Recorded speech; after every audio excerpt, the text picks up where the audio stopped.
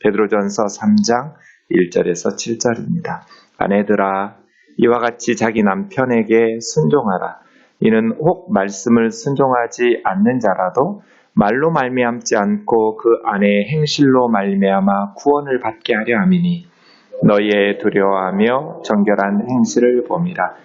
너희의 단장은 머리를 꾸미고 금을 차고 아름다운 옷을 입는 외모로 하지 말고 오직 마음에 숨은 사람을 온유하고 안정한 심령에 썩지 아니할 것으로 하라.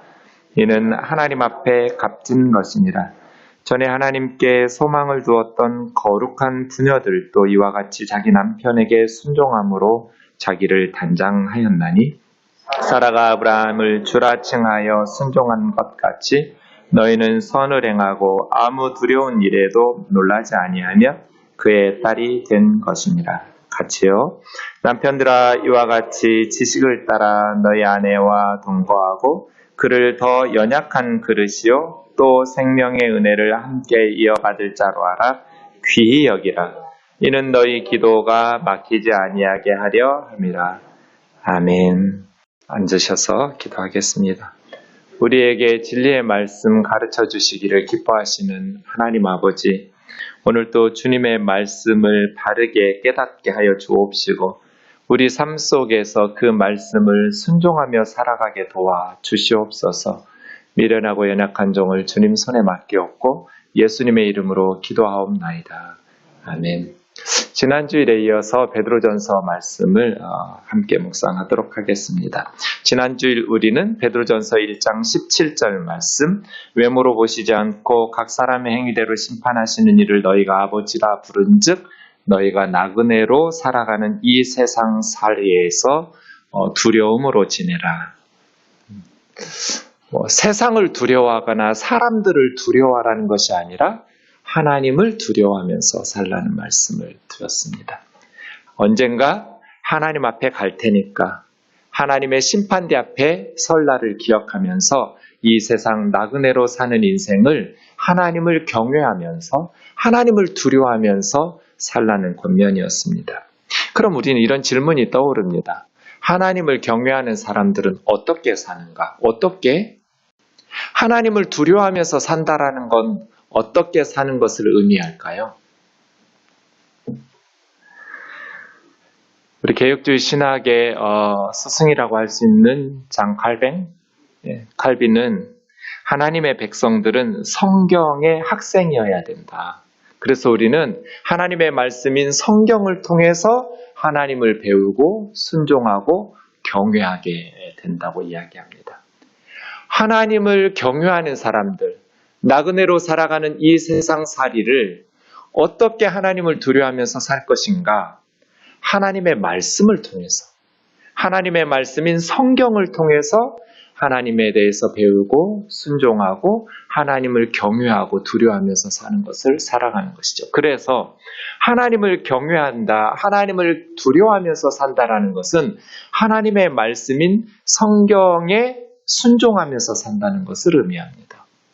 내 생각과 판단과 세상 사람들의 교훈과 가르침대로 사는 것이 아니라 하나님의 말씀인 성경대로 사는 것. 이것이 하나님을 경외하는 사람들의 바른 삶의 모습이겠죠. 그런 의미에서 오늘 본문 말씀을 제가 다시 한번 읽어보겠습니다. 아내들아, 이와 같이 자기 남편에게 순종하라. 이는 혹 말씀을 순종하지 않는 자라도 말로 말미암지 않고 그 아내의 행실로 말미암아 구원을 받게 하려 함이니 너희의 두려워하며 정결한 행실을 봄이라. 너희의 단장은 머리를 꾸미고 금을 차고 아름다운 옷을 입는 외모로 하지 말고 오직 마음에 숨은 사람을 온유하고 안정한 심령에 썩지 아니할 것으로 하라. 이는 하나님 앞에 값진 것이니라. 전에 하나님께 소망을 두었던 거룩한 부녀들도 이와 같이 자기 남편에게 순종함으로 자기를 단장하였나니 사라가 아브라함을 주라 칭하여 순종한 것 같이 너희는 선을 행하고 아무 두려운 일에도 놀라지 아니하면 그의 딸이 된 것이니라. 남편들아, 이와 같이 지식을 따라 너희 아내와 동거하고 그를 더 연약한 그릇이요 또 생명의 은혜를 함께 이어받을 자로 알아 귀히 여기라. 이는 너희 기도가 막히지 아니하게 하려 함이라. 이것이 우리에게 특별히 가정에서 부부에게 주셨던, 아내와 남편에게 주셨던 하나님의 말씀이죠. 하나님을 경외한다, 하나님을 두려워하면서 산다라는 것은 하나님의 말씀을 순종하면서 살아가는 것을 의미하고, 이것이 내 생각이나 세상 사람들의 생각과 다를지라도 하나님께서 나에게 명령하신 말씀이기 때문에 하나님의 권위를 존중하면서 순종하는 삶, 그것이 하나님을 경외하는 삶입니다. 그런데 오늘 본문을 읽은 여러분의 마음이 지금 어떤지 좀 궁금합니다. 자매님들 특히 마음이 좀 불편하실 수도 있겠다, 이런 생각이 듭니다. 지금 시대가 어느 때인데 남편에게 복종을 하라고.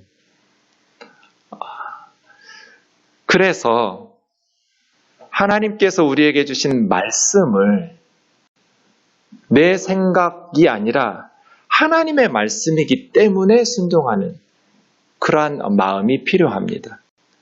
세례를 주는 물은 옆 사람이 마시는 물하고 똑같은 정수기에서 나옵니다. 그런데 왜 세례를 베풉니까? 그래서 세례는 아무 의미도 없다, 믿음만 중요하다, 이렇게 주장하는 이들이 있었습니다. 그렇지 않습니다.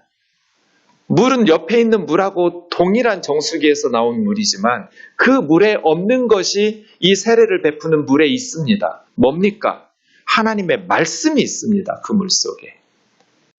아버지와 아들과 성령의 이름으로 세례를 베풀라는 하나님의 말씀이 담겨있는 물이기 때문에 보이지 아니하는 믿음과 하나님의 은혜를 보이는 방식으로 세례를 베풀므로써 하나님의 백성으로 선포하는 것처럼, 어떻게 생각해 보면 아무런 차이도 없고 의미도 없는 것처럼 보이지만 우리가 순종하는 것은 하나님의 말씀이기 때문에 그렇습니다.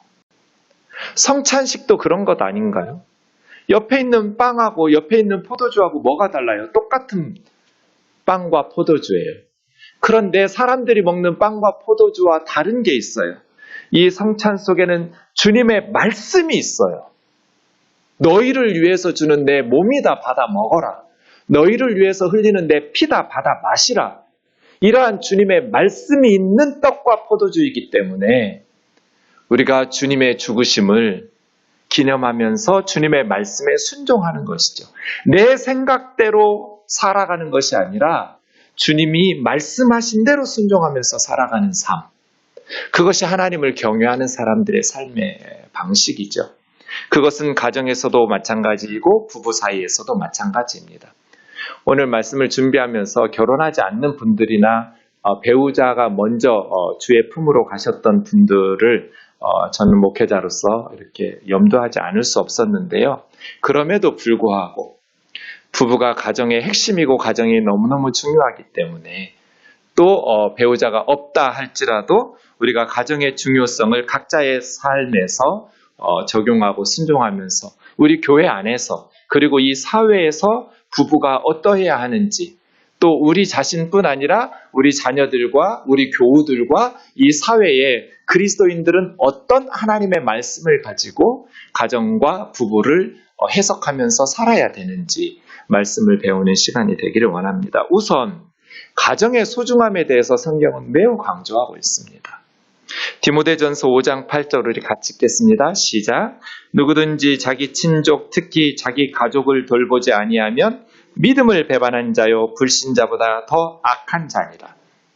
자기 가족을 돌보지 않는 사람은 아무리 교회에서 봉사 열심히 하고 열심히 신앙생활 하는 것 같아도 왠지 한국 교회는 믿음이 좋다 하면 가정은 좀 소홀하게 여기는 것을 당연히 여기는데 성경은 그렇게 말씀하지 않습니다. 자기 가족을 돌보지 않으면 믿음을 배반한 사람이고 믿지 않는 불신자들보다도 더 악한 사람이라고 사도 바울은 우리에게 이야기합니다. 그래서 마틴 루터의 대교리 문답이라는 책에 보면 결혼 생활은 다른 어떤 삶의 자리와 비교할 수 없습니다. 왕이나 영주, 주교나 어떤 성직자, 그 밖에 어떤 자리보다 부부가 되어서 배우자가 되는 것이 더 뛰어나고 능가하는 위치라는 것입니다. 결혼은 명예스러운 것입니다. 결혼하신 분들은 생각과 말과 행위로 정결한 결혼 생활을 하십시오. 결혼은 성직자의 직무보다 귀하고 위대하며 선한 행동이기 때문입니다. 종교개혁자들은 결혼에 대해서 천대시했던, 그래서 성직자들, 거룩한 사람들은 신부님과 수녀님들처럼 결혼을 금하게 했던, 그것을 정면으로 반대하면서 결혼은 하나님께서 만드신 제도이고 성직자보다 남편 역할 잘하고 아내 역할 잘하는 것이 훨씬 더 귀하고 위대하고 더 선한 행동이라고 가르칩니다. 그래서 누구든지 남편의 의무와 아내의 의무, 아버지의 직무와 어머니의 직무, 가족의 의무를 소홀히 하면서 믿음이 좋다라고 말하는 것은 거짓입니다. 성경의 교훈과 가르침과 맞지 않는 말이죠. 그래서예요. 우리는 반드시 하나님께서 우리에게 주신 가정 안에서 나의 직무를 잘 감당하는 그러한 순종하는 태도가 필요합니다. 1절 말씀 베드로전서에도 나오고 오늘 본문 7절 말씀에서도 나왔는데 이와 같이라는 말이 나옵니다. 아내들아 이와 같이, 남편들아 이와 같이 이렇게 되었습니다. 아내들도 남편들도 이와 같이, 이와 같이. 이 이와 같이가 무슨 뜻일까요? 이 3장 1절의 이와 같이를 알려면 앞에 있는 2장 뒷부분을 봐야겠죠? 그래야 이와 같이가 이야기할 수 있을 테니까요. 베드로전서 2장 25절에서 25절 보면 이를 위하여 너희가 부르심을 받았으니 그리스도도 너희를 위하여 고난을 받으사 너희에게 본을 끼쳐 그 자체를 따라오게 하려 하셨느니라. 예수님 얘기를 합니다. 예수님은 죄를 범하지 아니하시고 그 입에 거짓도 없으시며 욕을 당하시되 맞대어 욕하지 않으시고 고난을 당하시되 위협하지 않으시고 오직 공의로 심판하신 이에게 부탁하시며 친히 나무에 달려 그 몸으로 우리 죄를 담당하셨으니는 우리로 죄에 대하여 죽고 의에 대하여 살게 하려 하심이라. 그가 채찍에 맞음으로 너희는 나음을 얻었나니 너희가 전에는 양과 같이 길을 잃었더니 이제는 너희 영혼의 목자와 감독 되신 이에게 돌아왔느니라. 그 다음 3장 1절 아내들아 이와 같이 자기 남편에게 순종하라 이렇게 이어지고 있거든요. 그럼 이와 같이는 무슨 뜻이에요? 너희 영혼의 목자와 감독이신 예수님처럼 그 말이잖아요. 그래서 7절의 남편들도 마찬가지예요. 이와 같이 아내들만 예수님처럼이 아니고 남편들도 예수님처럼. 그건 부부 사이뿐이겠어요? 모든 크리스찬의 삶은 마찬가지죠. 그리스도인의 삶은 예수님처럼이죠. 그리스도처럼 살아야죠. 그리스도께서 우리에게 본을 끼쳐 자기를 본받게 하려 하십니다. 예수님을 본받아 살게 하시려고 우리에게 본이 되신 예수님처럼, 그것은 가정에서도 부부 사이에서도 남편은 누구처럼? 예수님처럼 아내에게 해야 되고 아내는 예수님처럼 남편에게 하라는 거예요. 예수님이 우리에게 어떻게 하셨어요? 욕 먹었다고 욕하셨어요? 모욕을 당하셨다고 모욕으로 대갚아 주셨어요? 아니죠. 공의로 심판하실 하나님께 맡기면서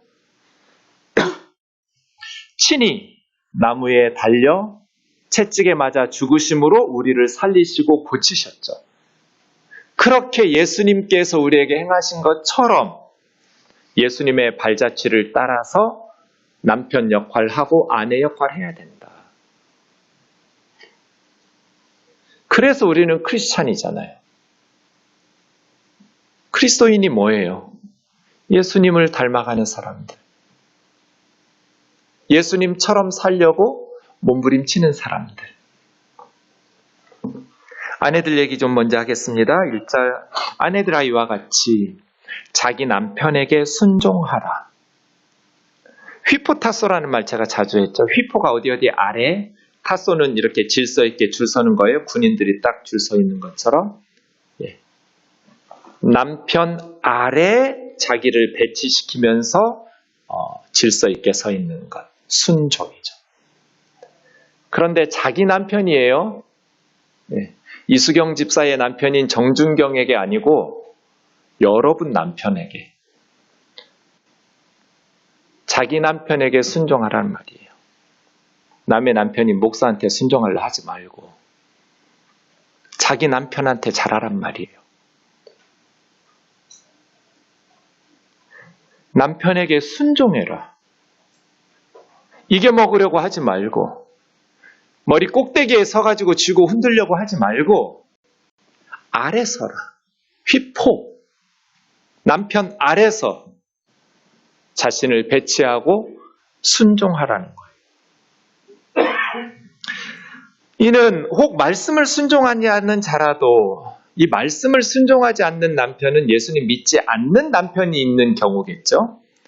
예수님을 믿지 않는 남편이라 할지라도 아내의 말로 전도되는 것이 아니죠. 너의 말로 말미암지 않고 아내의 행실로 말미암아 구원을 받게 하려 함이니. 같이 예수 믿자고 말한다고 해서 남편이 교회 나오나요? 안 나오죠. 그런데 행실을 보면서 남편의 마음이 변해야죠.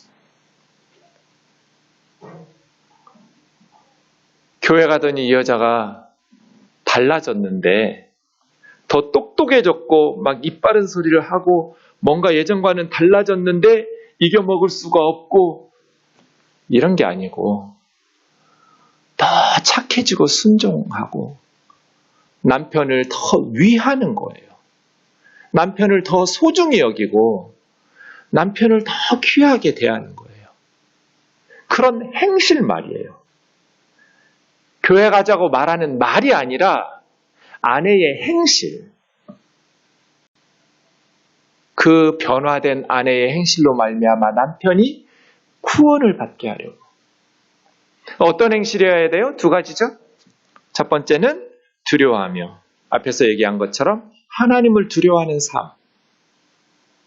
하나님을 두려워하면서 사니까 매사에 조심하고 말도 함부로 하지 않고 행동도 함부로 하지 않겠죠. 하나님을 두려워하니까 하나님의 말씀에 순종하면서 성화되려고 거룩한 삶을 살려고 예수님 기뻐하시는 삶을 살려고 예수님을 본받아 예수님의 발자취를 따르는 삶을 살아가려고 그러한 삶 말이에요. 하나님을 경외하는 삶. 두 번째는 청결한 행실. 이 하그노스라는 말은 깨끗한, 거룩한, 흠이 없는. 예전에는 말도 함부로 하고 행동도 함부로 했던 이 아내가 교회 나가기 시작하면서 깨끗해졌어요. 말도 깨끗해졌고 행실도 깨끗해졌어요. 그러한 변화된 삶을 통해서 믿지 않는 남편이 아내로 말미암아 구원을 받게 하려 합니다.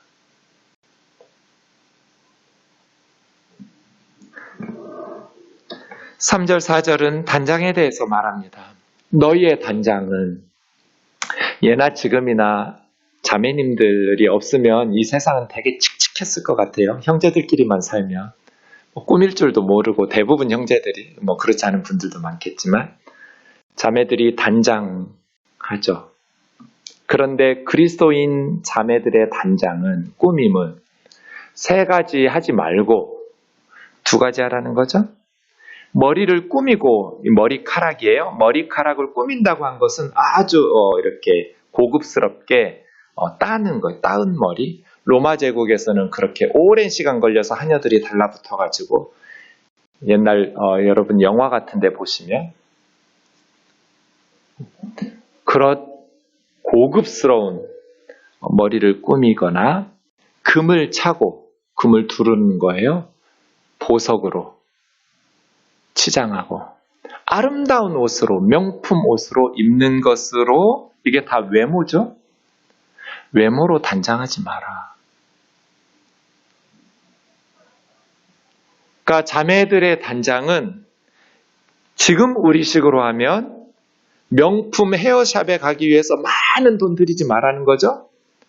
그리고 명품 보석들 가지고 그렇게 꾸미려고 하지 말라는 것이고 명품의 옷을 입고 그 화려한 것들을 자랑하면서 그렇게 믿지 않는 세상 사람들처럼 외모로 꾸미지 마라. 그럼 우리는 어떻게 꾸며야 되는가? 오직 마음에 숨은 사람. 마음에 숨은 사람을 우리는 속사람이라고 부르죠. 사람들 눈에도 보이고 내 눈에도 보이는 겉모습도 있지만 숨어 있는 것처럼 우리 속에, 모든 사람의 마음 속에 속사람이 있죠? 우리의 속사람을 꾸며라. 눈에 보이는 육신을 위해서만 치장하려고, 외모로 치장하려고 하지 말고, 사람들 눈에 보이지 않는, 그리고 네 눈에도 보이지 않지만 하나님께서는 보고 계시는 우리의 속사람을 단정하는데, 온유하고 안정한 심령에 썩지 아니할 것으로 꾸미라는 거예요. 하나님 앞에서 값진 것으로 꾸미라는 거예요. 온유라는 것은 따뜻하고 부드러운 성품이라고 그랬죠? 우리의 속사람이 따뜻하고 부드럽게, 남편이 좀 거칠고 모자라도 따뜻하고 부드럽게, 친절하게, 온유해요, 온유. 안정이라는 것은 흔들림 없는 거예요. 세상 사람들이 막 요동을 치지만 마음이 딱 안정되어 있는 거예요. 예수님 때문에, 하나님을 믿고 나가기 때문에 안정되게. 아내가 집안에서 흔들려 버리면 남편이 흔들리고 애들도 불안해지기 시작해요. 그러나 태풍이 불고 코로나가 덮치고 해도 아내가 딱 안정되어 있으면, 심령이, 속사람이 딱 고정되어 있고 하나님을 믿는 믿음 때문에 담대하게 흔들림 없이 요동치지 않으면 남편도 안정되기 시작하고 아이들도 안정되기 시작해요. 그런데 아내가 막 호들갑 떨면서 불안하고 요동치기 시작하면 남편들은 더 불안해지고요. 애들은 더 불안해져요. 이렇게 너희 속사람을 단장하라. 따뜻하고 부드러운 온유함으로, 예수님처럼. 그리고 하나님을 신뢰하고 주님이 도우신다는 확고한 믿음을 가지고 그 심령을 안정된 심령으로, 썩지 않을 것으로 단장하라는 거예요. 세상의 것들은 다 썩죠. 아무리 명품을 가지고 와도 시간 지나면 다 썩고 낡아지고. 하지만 우리의 속사람을 이러한 것으로 단장하면 썩지 않죠. 이것이 하나님 앞에 값졌는데, 이 값지다고 번역하면 안 돼요. 극히 값지다고 번역해야 돼요. 지극히 값진. 최상급을 붙여야 돼요. 이것이 하나님 앞에서 가장 값진 단장이다. 전에 하나님께 소망을 두었던 거룩한 부녀들, 이 구약의 우리 믿음의 선진들 이야기겠죠? 베드로 사도가 볼 때 전에 구약에 하면서 부녀들 했지만 한 사람을 예로 든 게 6절에 사라죠. 아브라함의 아내 사라. 자기 남편에게 순종함으로 자기를 단장하였다. 우리 어머니들도, 믿음의 조상들도 남편에게 순종함으로써 단장하였다. 사라가 아브라함을 주라고 칭하여 순종한 것 같이 너희도 그렇게. 창세기 18장 12절에 보면 사라가 내 주인도 늙었으니 하면서 천사에게 아브라함을 자기 주인, 주라고 하는 것을 인용하는 거예요. 남편이라고 하지 않고 주님이라고 불러요. 여기서 우리는 남편이 순종할 만하기 때문에 순종한 게 아니라는 것을 배울 수 있어요. 사라에게 아브라함은 인간도 아니에요. 이건 남편은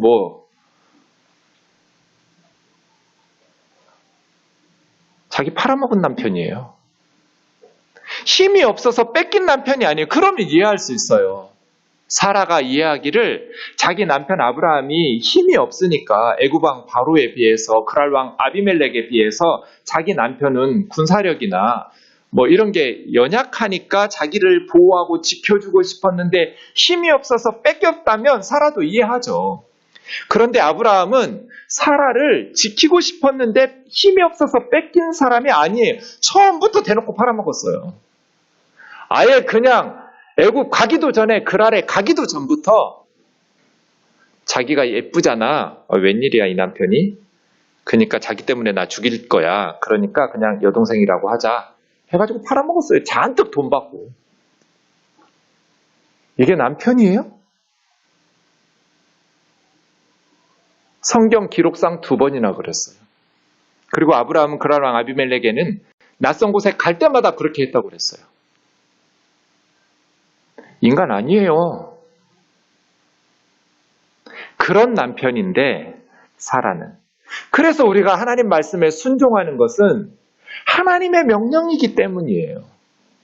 부모를 공경하라. 부모가 공경할 만한 부모이기 때문에 공경하는 게 아니에요. 부모이기 때문에 공경하라는 하나님의 말씀에 순종하는 거예요. 그래야 내 대에서 우리 가정의 불행이 끝나니까. 우리 아이들에게 내가 하나님의 말씀에 순종하는 모습을 보여야 하나님께서 우리에게 주시는 복이 흘러갈 테니까. 부모가 순종할 만하고 공경할 만하기 때문에 순종하라는 말씀 성경 어디에도 없어요. 그래서 오늘 본문이 우리에게 요구하는 거예요. 하나님을 두려워하면서 산다는 게 뭐냐? 하나님의 뜻대로 산다는 게 뭐냐? 하나님의 말씀이기 때문에 하나님께서 나에게 요구하시는 것이기 때문에 순종하는 것이지 환경과 형편과 상대가 그러할 만한 가치가 있기 때문에 말씀에 순종하는 건 아니에요. 부모 공경하지 않고 남편에게 순종하지 않고 나중에 천국에 가서 이런 부모를 줬는데 어떻게 내가 공경하느냐고 그래서 나는 말씀에 불순종했다고 이렇게 말할 수 있어요? 그럼 주님이 그래 알았다 이해한다 그러실까요? 죄 없다 너는 무죄 이렇게 말씀하실까요? 아니요. 하나님의 말씀이기 때문에 하나님의 명령이기 때문에 순종하라는 거예요. 사라에게 있어서 아브라함은 인간도 아니에요. 자기 하나 보고 다 버리고 쫓아왔는데 가나안 땅까지. 어쩌면 그렇게 자기를 거듭거듭 위기를 만날 때마다 자기를 희생양으로 집어던지냔 말이에요. 그럼에도 불구하고 하나님께 소망을 둔 거룩한 부녀들은 남편에게 순종함으로 단장했었다. 너희도 그렇게 하라는 거잖아요. 어떻게? 선을 행하고. 두려운 일에도 놀라지 아니하면 그의 딸이 된 것이라. 사라의 딸이지만 하나님의 딸이잖아요. 그러니까 이거를 풀었으면 이런 식이에요. 너희는 하나님의 딸이니까 어떤 두려운 일이 있어도 하나님 아버지께서 딸을 보호하고 지켜주실 테니까 억울하고 힘들어도 하나님께서 지켜주실 테니까 아무 두려운 일에도 놀라지 말라는 뜻이에요. 남편이 믿지 않아서 우상숭배에 동참하지 않는 아내를 두드러 패고 위협하고 협박하고 두렵게 해도 너 하나님 딸이니까 두려워하지 마라. 놀라지 마라. 아버지 하나님이 너 어디 가든지 지켜주실 테니까. 아멘이죠? 우리 아버지 하나님께서 저와 여러분이 어디로 가든지 지켜주실 것이고 함께 해주실 거거든요. 어떤 두려운 일에도 놀랄 필요가 없어요. 이게 아내들에게 주신 하나님 말씀이에요. 7절 남편들아 이와 같이 아내들만 아니에요. 남편들도 똑같아요. 예수님처럼. 이와 같이 지식을 따라 너희 아내와 동거하고. 이 지식은 무슨 지식이겠어요? 세상 지식이 아니라 하나님의 지식, 성경의 지식, 하나님께서 가르쳐 주신 지식. 남편들아 세상 사람들처럼 살지 말고 하나님께서 가르쳐 주신 말씀대로. 그 뜻이죠? 하나님께서 우리에게 뭐라고 말씀하셨어요? 너 아내를 얻고 싶으면 네 갈비뼈를 부러뜨려라. 하나님 말씀 아니에요? 너와 한 몸이 되는 아내를 얻고 싶으면 네 갈비뼈를 부러뜨리는 희생과 헌신이 있어요. 네 거를 부러뜨려서 아내에게 줘야죠.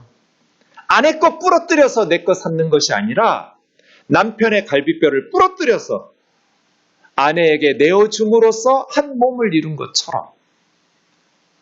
이게 지식을 따르는 거 아니에요? 둘이 합하여 한 몸이 되라고 말씀하셨으니까 한 몸이 되는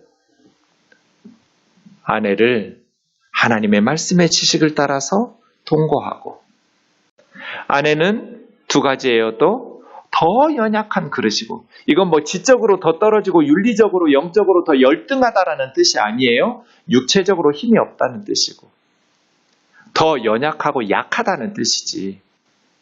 더 연약한 그릇이다. 아내들은 더 상처도 잘 받더라고요. 더 연약해요.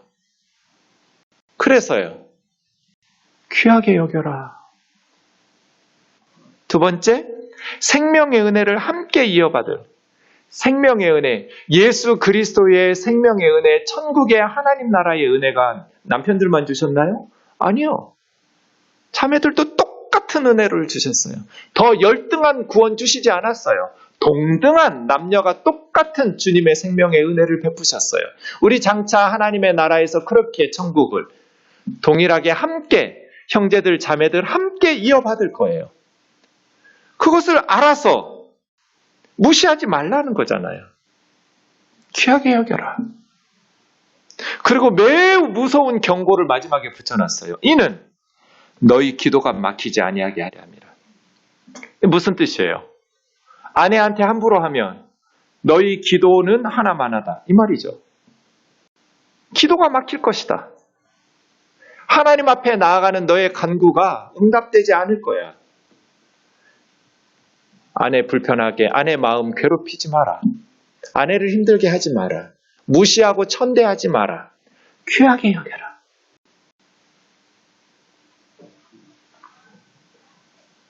이것이 형제들에게 주신 주님의 명령이에요. 아마 당시에 로마 제국에서 굉장히 마음 불편했을 거예요. 왜냐하면 로마 제국 사람들은 여성들을 그렇게 존중하던 사회가 아니에요. 시대에 따라 좀 차이는 있지만 아주 문란한 사회예요. 이때 네로가 통치하고 있던 사회인데요. 네로의 어머니도 소아그리피나라고 하는데요. 그 어머니, 네로의 할머니가 대아그리피나거든요. 엄마하고 딸이 이름이 똑같아가지고. 남편 죽이고 자기 아들 네로 황제 만들려고 암살을 기도에다가 발각돼서 처형되고, 전 남편하고 같이 살려고 애인하고 결혼하려고 아주 문란하고 난잡한 상황이었어요. 로마 황실 자체부터. 그런 한복판에 타락한 가정, 무너져가는 제국 한복판에서 베드로 사도는 아내들아, 남편들아 하면서 하나님의 말씀대로 살라고 하는 것이죠. 이 말씀에서 저는 세 가지 정도 우리에게 반드시 적용해야 될 것들이 있다. 놓쳐서는 안 될 것들이 있다고 봅니다. 첫 번째, 피차에 복종하고 귀하게 여겨야 된다. 여러분, 자매님들이 좀 불편했을 거라고 말씀하시는 것, 왜 남편들한테는 아내에게 복종하라고 순종하라고 안 하고 아내들에게만 남편에게 순종하라고 할까? 그런데 사실은 에베소서 5장 21절 보시면 그리스도를 경외함으로 피차에 복종하라 이렇게 시작해요. 그리고 나서 바로 22절이 아내들이여 남편에게 복종하라, 또 남편들아 아내 사랑하기를 이렇게 나가거든요. 그러니까 성경이 우리에게 가르쳐주는 것은 남편이 우월하고 아내는 열등해서 지배를 받아야 된다는 뜻이 아니에요. 피차에 복종하라. 이 복종하라고 말한 건 휘포타소의 아래에 서는 거예요. 남편은 그냥 아내 머리 꼭대기에 서가지고 자기 마음대로 자기 주장하는 것 아니요. 그게 귀하게 여기는 거예요? 아니에요. 서로 복종하는 거예요, 부부는. 그리스도를 경외하기 때문에 서로 복종하는. 아내들도 남편에게 복종하기를 남편이라고 생각하지 말고 예수님이라고 생각하면서 죽게 하듯 하라는 거예요. 예수님에게 함부로 할 사람은 없잖아요. 주님에게 하듯 해라. 남편들은요, 아내 사랑하기를. 어찌 보면 자매님들 억울하지 않아요? 남편들에게 주신 주님의 명령이 훨씬 더 무서워요. 그리스도께서 교회를 사랑해서 자신을 주심같이, 이 말 뭐예요? 예수님이 교회를 위해서 죽으신 것처럼 남편은 아내를 위해서 죽으라는 거잖아요. 복종이 무서워요? 죽어라가 무서워요? 이게 주님의 명령이에요. 아내를 위해서 예수님처럼 생명을 바치며 사랑하라는데 그 아내를 함부로 하고 자기 마음대로 무시하면서 살아갈 수 있겠어요? 그래서요, 부부는 피차에 복종하는 관계다. 피차에 복종하라. 그리고 귀하게 여겨라. 주님에게 하듯이. 귀하게. 이것이 저와 여러분에게 주신 명령입니다. 복음이 들어와서 우리 한국은 자매들의 지위가 새로워졌죠. 한국 천주교회사를 쓴 프랑스 역사가인데요. 달레의 글에 의하면 구한말 한국 여성들에 대해서 이렇게 쓰고 있습니다. 여자는 남자의 동반자가 아니라 노예에 불과하고 쾌락이나 노동의 도구에 불과하며 법률과 관습은 여자에게 아무런 권리도 부여하지 않고 말하자면 아무런 정신적 존재도 인정하지 않는다. 남편이나 부모의 지배 아래 있지 않는 여자는 누구나 주인 없는 짐승처럼 먼저 차지하는 사람의 소유물이 된다는 것은 널리 인정되고 있고 법정에서도 공인된 원칙으로 논박하려고 생각하는 사람은 아무도 없다. 이게 100년 전 우리나라 자매들의 삶이에요. 복음이 들어왔을 때 선교사님들의 눈에 비친 자매들의 삶은 이런 삶이었어요. 노예예요. 그래서 남존 여비를 당연시하는 그런 표현들이 있죠. 삼종지도. 어려서는 부모, 남편, 늙어서는 자식에게 따르라는 거잖아요. 삼종. 그래서 남편이 죽어도 아내에게는 재산 주지도 않아요. 아들에게 주지. 아들이 없으면 딸은 말할 것도 없고요. 아들이 없으면 다른 집 아들을 양자로 데려와가지고 그 아들에게 유산을 물려줘요. 여자에게는 유산 안 줘요. 이게 삼종지도예요. 여필 정부는 뭐예요? 여자는 반드시 남편을 따라야 된다. 복종해야 된다. 부창부수도 그거죠? 남편이 노래 부르면 아내는 따라가요. 남편 하는 대로 순종하면서 따라가야 된다. 제일 기분 나쁜 말 미망인이에요. 미망인. 남편이 망하고 죽으면 아내도 죽어야 돼. 근데 아직 안 죽은 여자가 미망인이에요. 아직 망하지 않은 여자. 이러한 사회에 복음이 들어왔어요. 우리 크리스찬이었던 서재필 박사는 성경에 따르면 남녀가 모두 하나님의 동등한 피조물이므로 남녀가 평등하게 대우받는 사회를 실현하는 것이 부국 강민의 길이다. 복음이 이 땅에 들어와서 자매들이 변화되고 지위가 높아지고 100년 전에 이 세상에서 투표권 가진 여자들은 기독교 국가 5개밖에 없었어요. 아예 투표권도 없어. 사람 아니니까 여자는. 그런 때 복음이 들어왔어요. 선교사님들이 결혼에 대해서 4가지 개혁안을 해서 가르쳤어요. 교회에서. 남녀가 분별 없이 동등 권리가 있는 줄 알 것이요. 남녀 간에 같은 학문으로 한 학교에서 공부할 것이요. 부모가 강제로 혼인을 정하지 아니할 것이요. 혼인하는 나이를 너무나 어린 나이에 조혼이 유행이어가지고요. 나이를 정해서 결혼을 시켜라. 선교사님들이 와서 이 땅의 자매들이 하나님의 말씀 때문에 변화되고 새로워되었죠. 그래서 이제는 남편의 머리 꼭대기에서 쥐고 흔들라는 것이 아니라 남편도 아내에게, 아내도 남편에게 피차 서로 복종하는 마음을 가져라.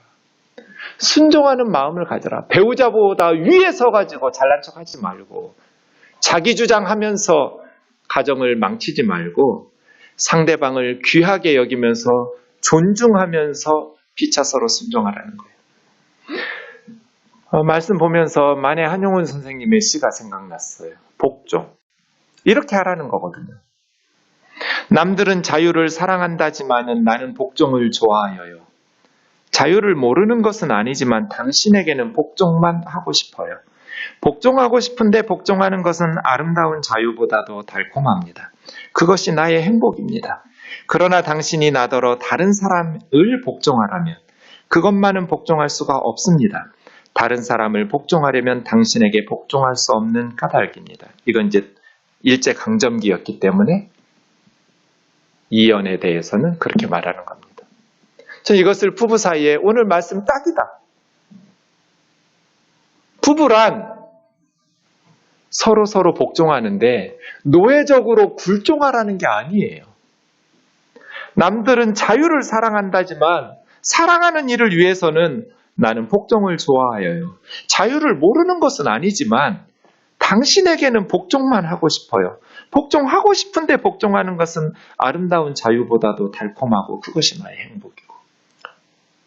하나님께서 오늘 본문에서 그렇게 살라는 거예요.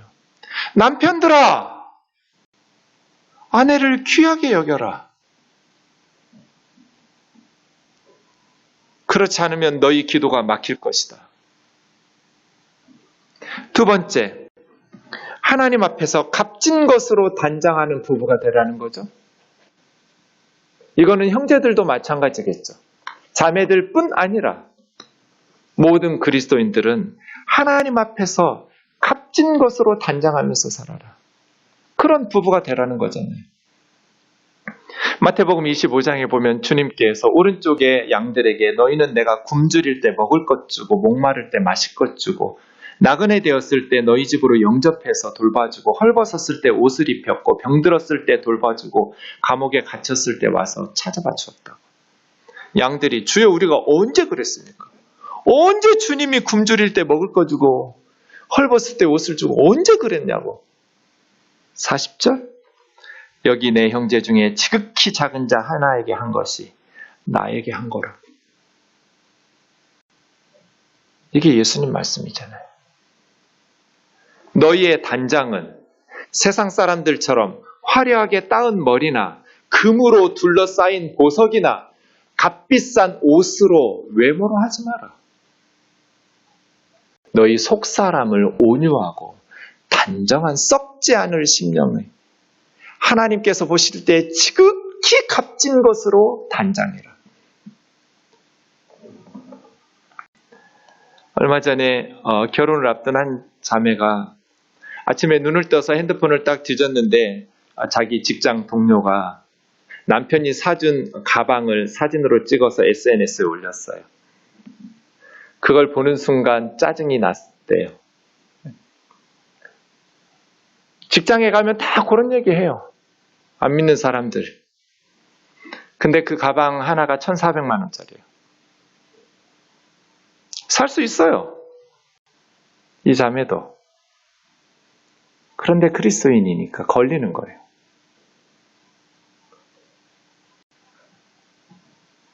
저는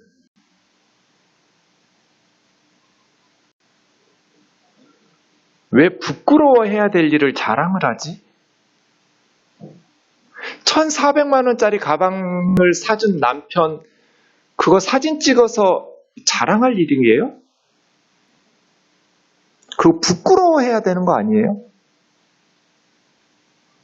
유니세프에서 지금 현재 3초가 되기 전에 애들이 한 명씩 굶어 죽어가고 있어요. 평균 3초가 안 돼요. 애들이 3초에 한 명씩 굶어 죽어요, 지금.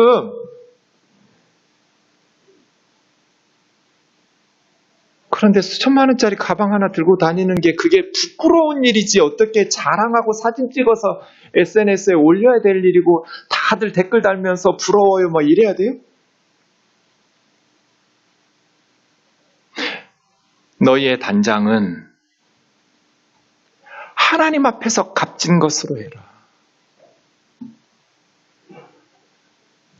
백범 김구 선생님 뭐라고 그랬어요? 경찰서 10개 세우는 것보다 교회 하나 세우는 게 낫다. 왜요? 예수 믿는 사람들은 다르니까. 교회 다니는 사람들은 달라지니까. 세상에서 예수님 모를 때는 그렇게 살았죠. 그것이 인생의 낙인 줄 알고 그것이 행복인 줄 알고 살았어요. 그거 자랑하면서 살았어요. 그런데 이제 예수님 믿고 나니까 그게 너무 부끄러워졌어요. 그리고 이제는 죽어가는 영혼들 살려내고 굶주리는 아이들 입에다가 먹을 거 넣어주는 게 더 행복해졌어요. 이렇게 삶의 가치가 전복되고 뒤집어지는 그것이 믿음 아닌가요? 그런 그리스도인들이 모인 곳이 교회 아닌가요? 그래서 교회 하나 있는 것이 경찰서 10개 짓는 것보다 낫다고 말하는 것 아닌가요? 그런데 지금 우리는 어떻게 살고 있어요? 하나님께서 복 주셔서 그렇게 고가의 것들을 누리게 하셨나요? 너희는 내가 굶주릴 때 먹을 거 주었고 헐벗을 때 입을 옷 주었다고. 언제요, 주님? 너희 중 지극히 작은 사람 하나에게. 그 사람에게 잘해봐야 나에게 돌아오는 거 없어요. 그런데 그 사람을 예수님이라고 생각하고 한 거잖아요. 후배가 와서 물었어요. 목사님, 목회하면 할수록 잘 모르겠어요. 어려워요. 어떻게 목회해야 돼요? 제가 어떻게 뭘 보면 목회를 잘한다고 이렇게 평가받을 수 있을까요? 성도들 늘어나고 뭐 이런 것이 아니라면 뭘 보면 내가 지금 목회를 우리 교회를 바르게 이끌어가고 있구나, 목회를 바르게 하고 있구나, 뭘로 알 수 있을까요? 후배의 질문이었어요. 제가 뭐라고 대답했을까요? 너희 교회 재정 집사님이 행복하면 너 목회 바르게 하고 있는 거야. 니네 교회 재정 담당 집사님이 우리 목사님 진짜야, 우리 교회 진짜 교회야 라고 생각한다면 너 목회 잘하고 있는 거라고. 아무리 설교 시간에 예쁜 말 해봐야 아무짝에 쓸모없어요. 그 교회를 바르게 끌어가고 있는가, 그 교회가 살아있는 교회인가, 그 목사님이 진짜 목사이고 바르게 성경적으로 목회하고 있는가는 재정 집사님한테 물어보면 알아요. 정말 목회자들이 교회 돈 아껴 쓰고 그걸로 복음을 전하고 구제하는 일에, 겉을 단장하려고 하는 일에 절제하면서 우리의 속사람을 주님 앞에 갔을 때 고맙다고, 너 내가 굶주릴 때 먹을 거 줬다고, 헐벗을 때 입을 거 주고, 병들었을 때 감옥에 갇혔을 때 찾아와 돌봐주었다고 라고 말할 수 있는, 그래서 재정 집사님한테 가서 물어봐. 나한테 물어보지 말고. 선배 목사한테 물어보지 말고 니네 교회 재정 집사님한테 물어보라고. 재정 집사님이 하면서도 시험에 들지 않으면, 그리고 믿음이 점점 더 좋아지면 넌 목회 바르게 하고 있는 거야. 교회 재정을 보는데 시험에 들고 믿음이 자라나지 못하고 영적으로 기쁨과 즐거움과 교회 생활이 행복하지 못하면, 돈 걱정하면서 마음이 불편한 것들이 있으면 너 목회 잘 못하고 있는 거야. 하나님 앞에 값진 것으로 단장해라. 이것이 두 번째예요. 마지막 세 번째는 뭐예요? 기도가 막히지 않게 해라. 이건 무슨 뜻이겠어요? 가정은 교회의 축소판이라는 거잖아요. 가정은 교회다.